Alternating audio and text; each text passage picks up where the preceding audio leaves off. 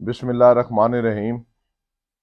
آج 2 فروری بروز جمعۃ المبارک میں راول پنڈی کی عوام سے مخاطب ہوں۔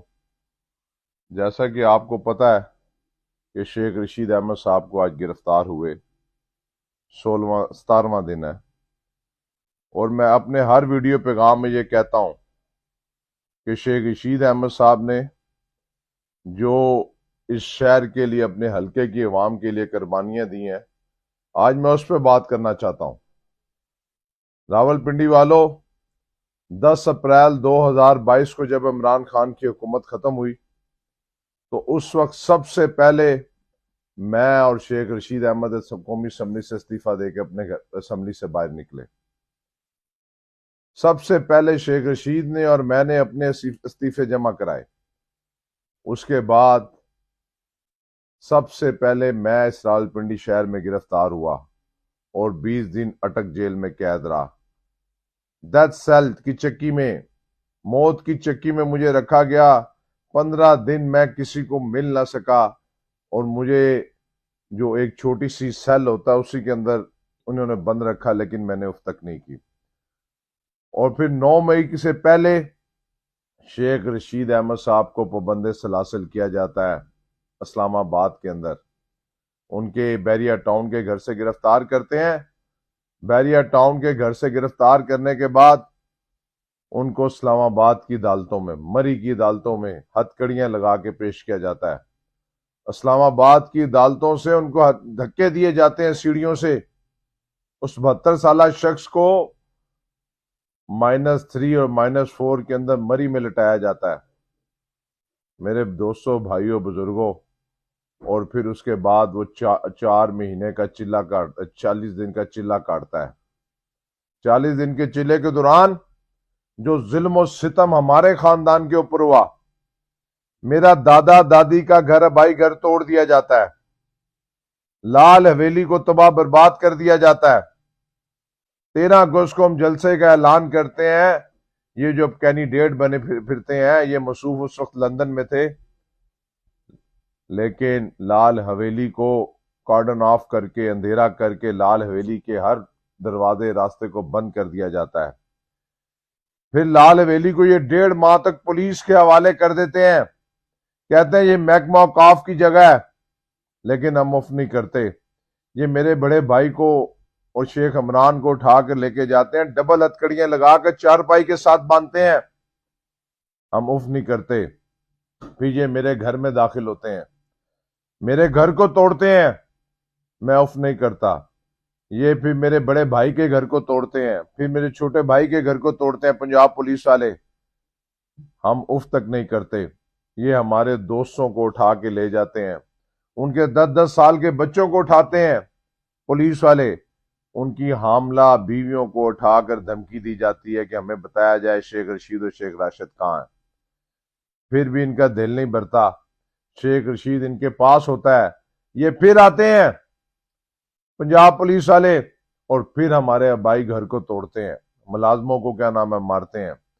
پھر یہ گجرالے ہمارے کاروباری دفتر جاتے ہیں، وہاں پر ہمارے گجرالے گھر کو توڑا جاتا ہے، دفتر کو توڑا جاتا ہے۔ یہ چھانگا مانگا جاتے ہیں، چھانگا مانگا جا کے میرے والد صاحب کے گھر کو توڑا جاتا ہے، وہاں پہ ہمارے پمپ پہ تباہی بربادی کی جاتی ہے۔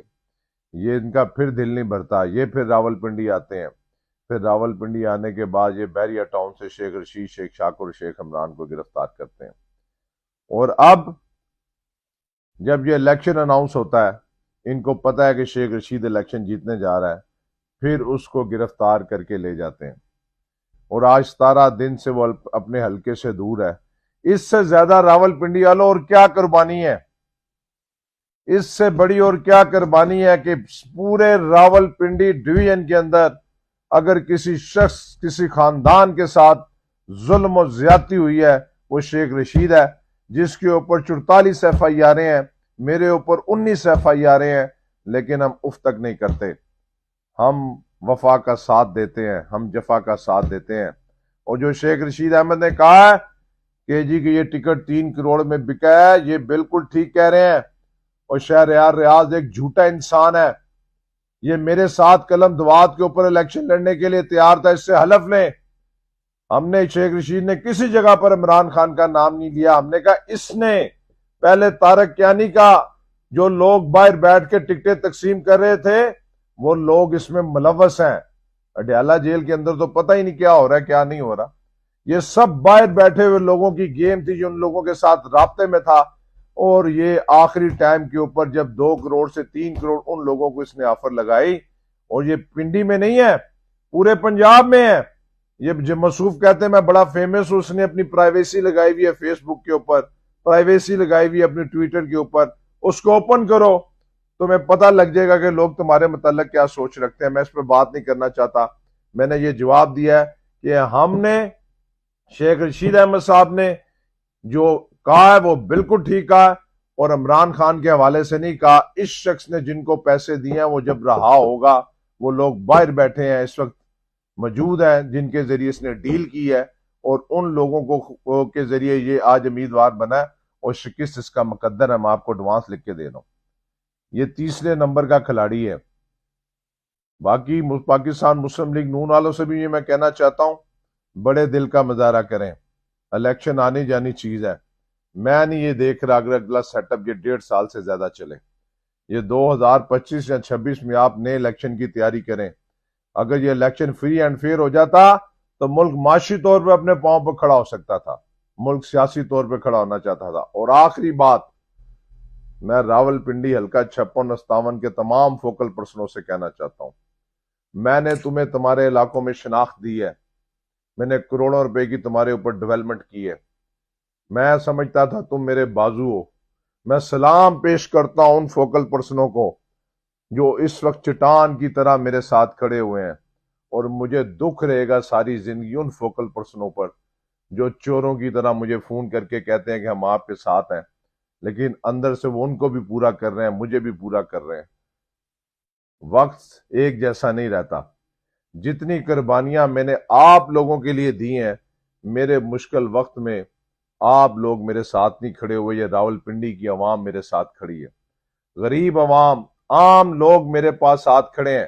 فوکل پرسن بھی میرے ساتھ کھڑے ہیں, وہ جو میرے ساتھ اوپن چٹان کی طرح کھڑے ہیں. میں ان کا دل سے شکریہ ادا کرتا ہوں. ابھی بھی 4 دن ہے. میں آپ سے درخواست کرتا ہوں کہ میں نے آپ لوگوں کے اوپر بڑی انویسٹمنٹ کی ہے. خدا کے لیے آپ 8 فروری کو قلم دوات کے انتخابی نشان کے لیے نکلیں.